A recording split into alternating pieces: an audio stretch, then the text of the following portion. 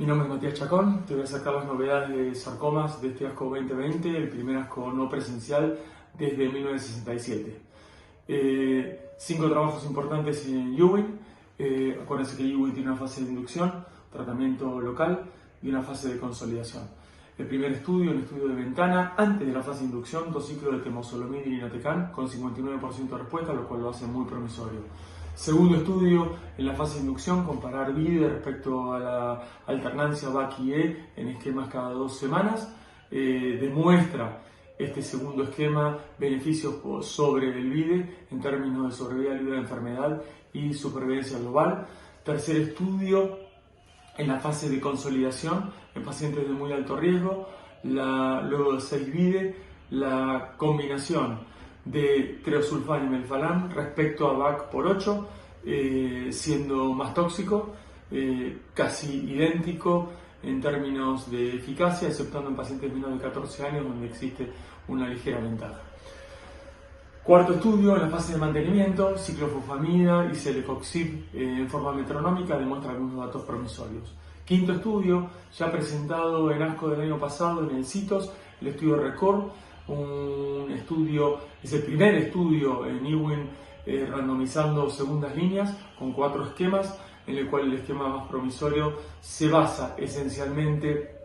en topotecan, ciclofosfamida y nifosfamida respecto de irinotecan, temozolomide o el ya descartado el año pasado docetaxel gemcitabina.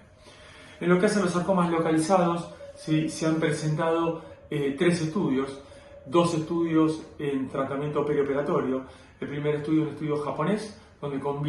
compara toxorubicina y ifosfamida 3 ciclos antes de la cirugía, sumado 2 ciclos posterior a la cirugía respecto a gemcitabina y docetaxel, 3 ciclos preoperatorios versus 2 ciclos y 2 ciclos postoperatorio, un estudio randomizado japonés, donde es un estudio de no inferioridad y la norma experimental de la gemcitabina y docetaxel siendo inferior al esquema habitual ya convalidado en estudios previos como el de Gronchi como estándar basados en doxorubicina e ifosfamida. El segundo estudio, inhibidores de checkpoint como neoadjuvancia en sarcomas, básicamente 2 histologías, sarcomas pleomórficos y también sarcomas o liposarcomas diferenciados, tasa de respuestas completas o respuestas patológicas el objetivo primario, demostrando que en los UPS o los sarcomas indiferenciados no clasificables la tasa de ianimización fue de 93% versus 8% en los liposarcomas desdiferenciados, así como una viabilidad solamente del 5% en los pacientes UPS respecto al 77% de los liposarcomas diferenciados, siendo esta estrategia una estrategia más en tratamientos neoadjuvantes en sarcoma de partes blandas. El tercer estudio de sarcomas localizados, realmente demostrando un beneficio a 10 años del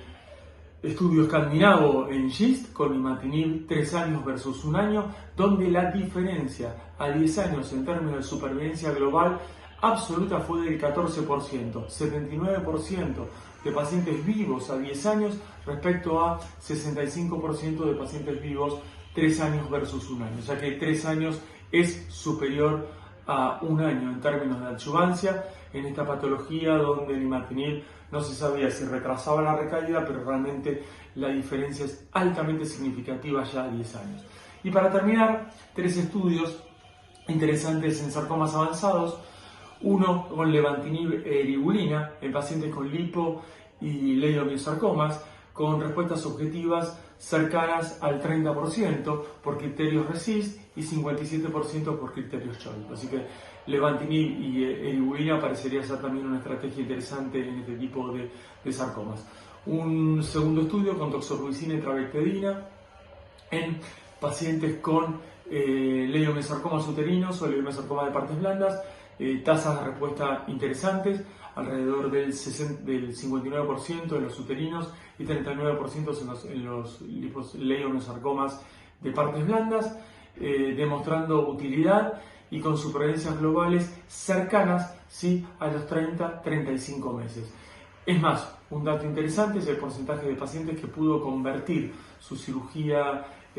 su enfermedad avanzada en enfermedad quirúrgica, con supervivencias globales muy interesantes a largo plazo. Y el último estudio, una combinación de minimetinib e imatinib en GIST metastásicos como primera línea, teniendo en cuenta al ETB1 sí como un nuevo target en esta patología que son los GIST, donde está reinada por el imatinib desde hace casi 18 años, y las sumas de minimetinib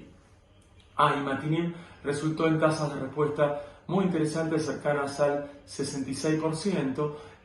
para las históricas 55% con imatinib monodroga. Así que bueno, nos esperamos el 18, 19 y 20 de este mes, el 20 de junio, para nuestro Post-Chicago 2020, auspiciado y organizado por nuestra Asociación Argentina de Oncología Clínica. Gracias.